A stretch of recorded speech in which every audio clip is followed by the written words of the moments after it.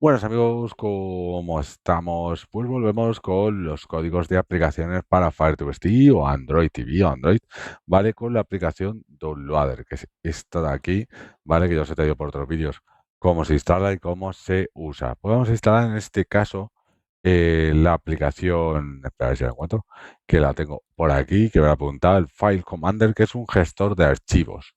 ¿Ok? Así que nada, tendremos que tener nuestro bootloader instalado, habilitar las aplicaciones, instalación de aplicaciones de origen desconocido y demás, ¿vale? Y nos vendremos aquí y tenemos que poner este código que yo te he puesto aquí, ¿vale? Yo estoy usando, lo estoy viendo a través de mi ordenador, por eso lo verás raro con un vídeo que os traje de cómo controlar el Fire2SD desde con Visor, un programa que desde el ordenador. Y nada, pues le damos aquí a Go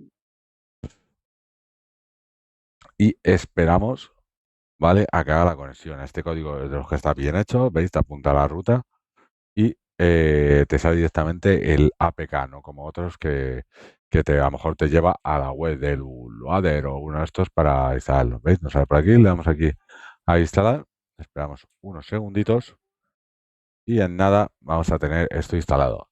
Te recuerdo, aprovecho la tesitura, que le eches un ojo a los enlaces de afiliado de la descripción para tener Netflix y otras cosas más baratitas, ¿vale? Así de esto de compartir esas cosas, ¿vale?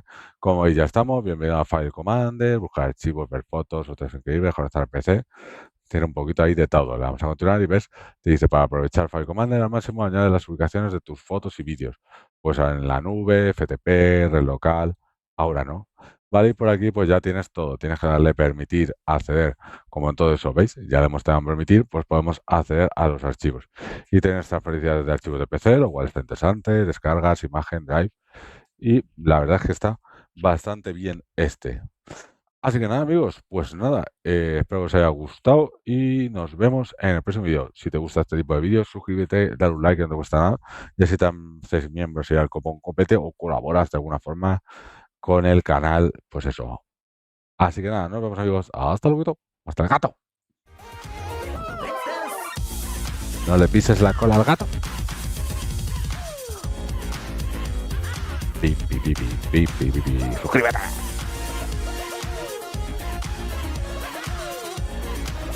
Está loca esta.